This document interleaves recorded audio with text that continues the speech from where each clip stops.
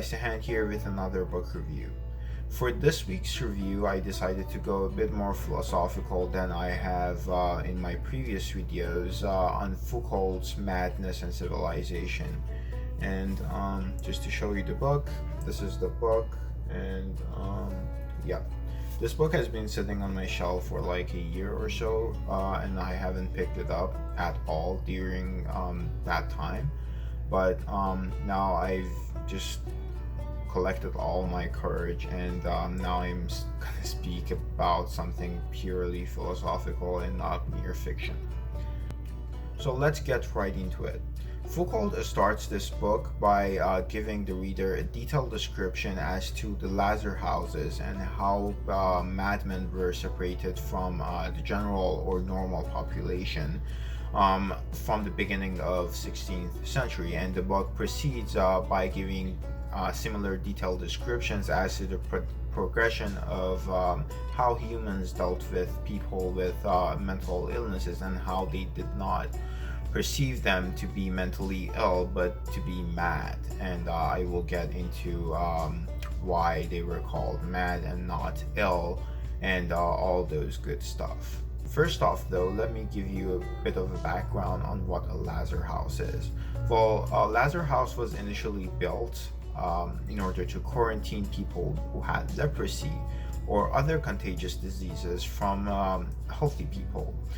But however, with the decrease in population of people who had leprosy or other contagious diseases during the 16th century, they saw that these houses are being left unused, so they changed the function of such places to a confinement place for madmen and people who were different per se from other people who were majority of the individuals during that time, I presume. Back then, if you were someone who was mad or who had a mental illness, as they did not acknowledge it as that, you had limited option.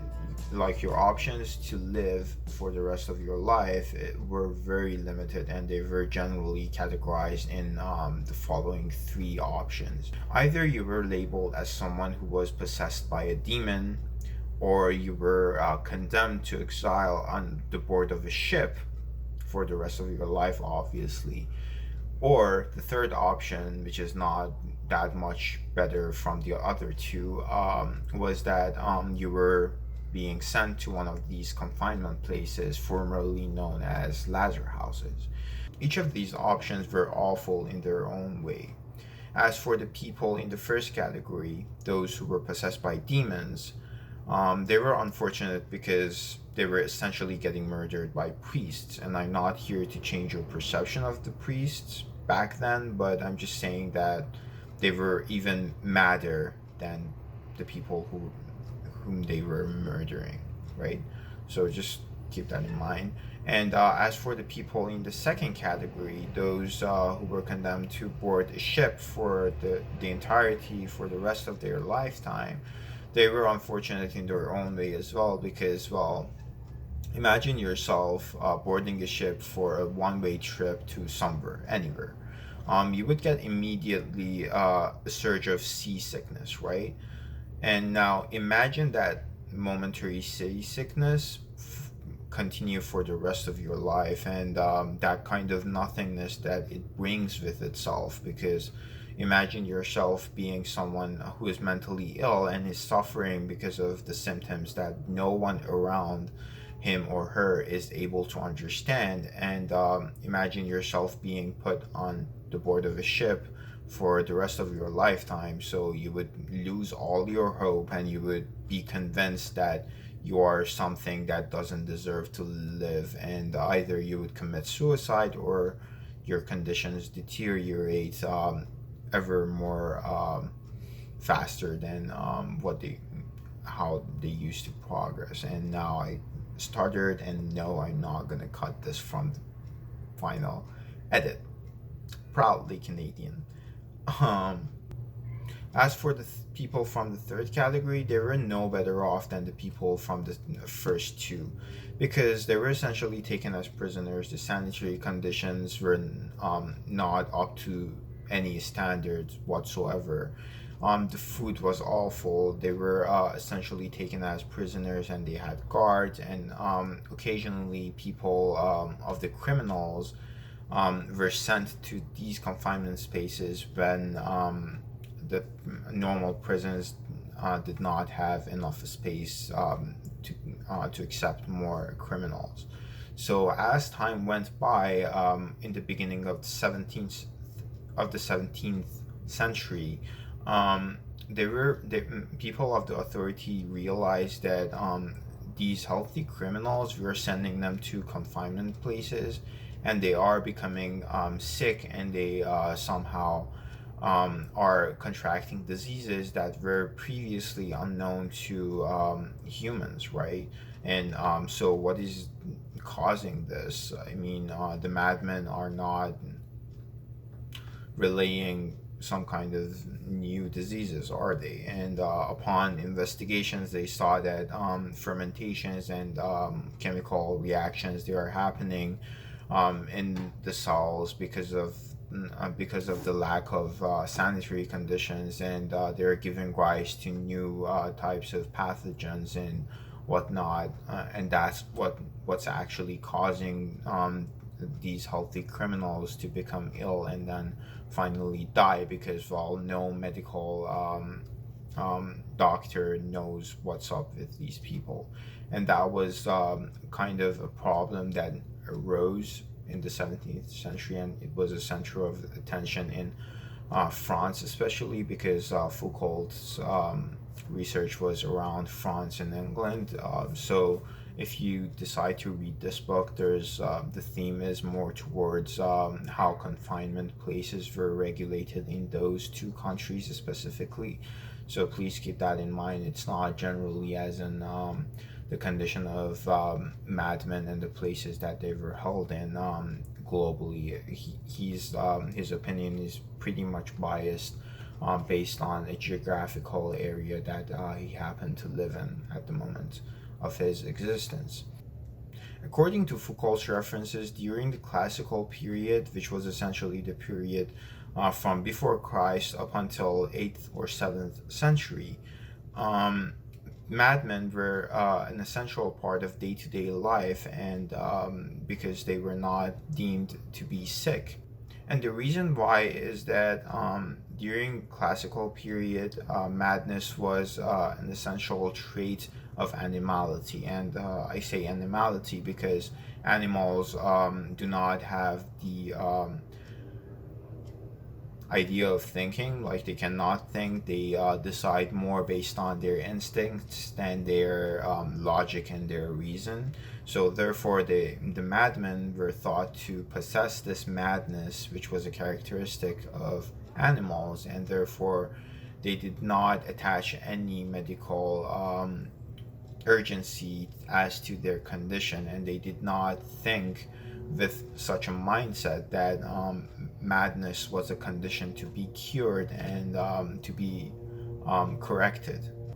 And my point is that this whole thing was designed to suppress, to oppress, to confine, to separate people who were different from people who were not that much different from one another. And they were essentially thought to be a threat to how the general population worked and functioned, and somehow they were separated and never have been tried to be cured or to find a cure for them.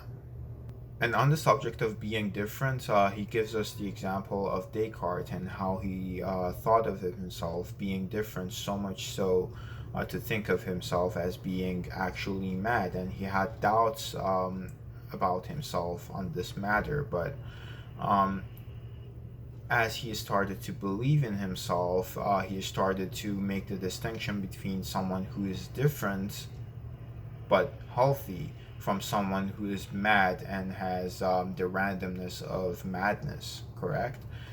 And my point really is that there are those kinds of individuals who are plagued with false imaginations, hallucinations, and even mass hysteria.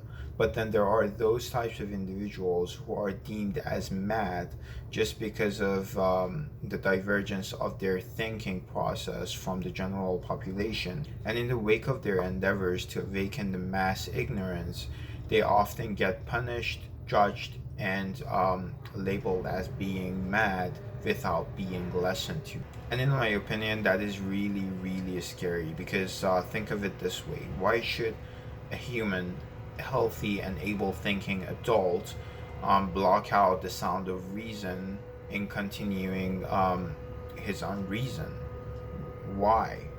Like, this is the type of madness that I do not understand. If a person is healthy and still blocking out something that is good for him or her, but to diverge into a wholly different and negative way altogether.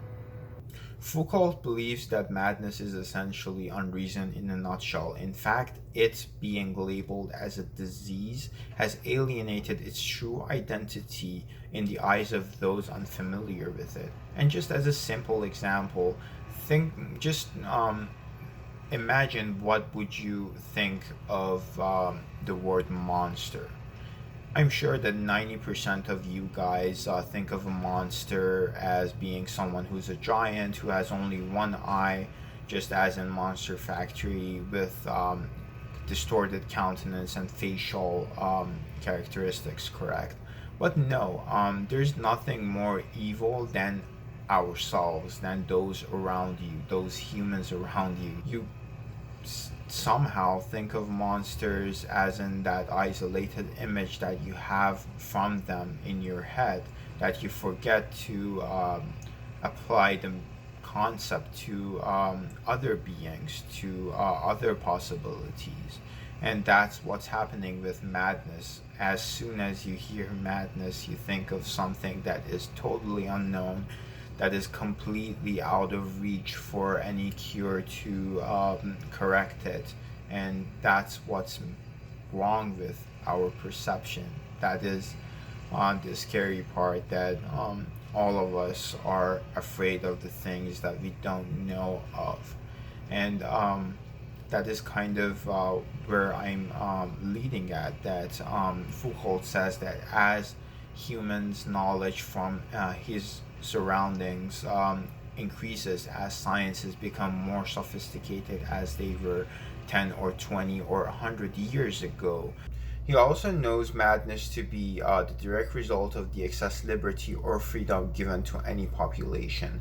Now, this calls for two major problems. The first one being that individuals in such societies are entitled to their own opinions and in turn are able and free to hear others' opinions, and that is calling for the disturbance of mind in search of the truth. Now, the second problem, which proceeds right after the first one, is that individuals hence are not able to master their own time, therefore, they are left to their own uncertainty. And I'm gonna explain to you in a second what I mean by not being able to master their own time. And that brings me to two important points that he makes towards the ending of the book, which is madness related to religion and madness related to civilization and sensibility.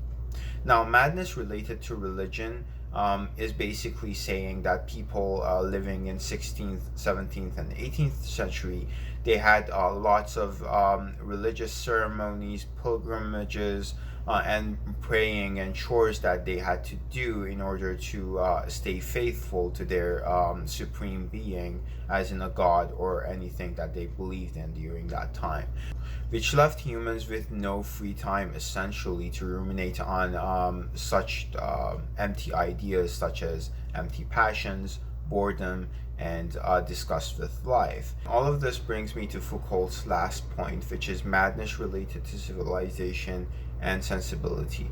And that is to say, as humans' knowledge from their surroundings and various sciences such as chemistry, biology, physics, and what have you increases, their awareness is increasing and they are gravitating to diverge more from a religious lifestyle towards a free kind of lifestyle. And by free, I mean the kind of life that in which possibilities are endless and you have lots to choose from, rather than the limited options that previously religions provided humans with. And therefore, you are finding yourself in an empty world in which there's no rulers to justify your moral actions. I'm gonna end the video with this quote from Foucault, and that is that the more they cared, the less they cured, the more they intervened, the more they oppressed. And that is that the more you care about something, the more you excessively, ignorantly care about someone or something, the less you try to cure it, and more you are trying to relay it to another type of organization or to another person to make them good and make them to correct themselves. And the more you intervene in matters that are not of any importance to you, the more you're oppressing the problem rather than rectifying and correcting it. And that is something that you should think about it, that all of us should think about, and that is a very good place for me to end the video without any more delays. And I hope you enjoyed this episode, and hope to see you next week. Bye.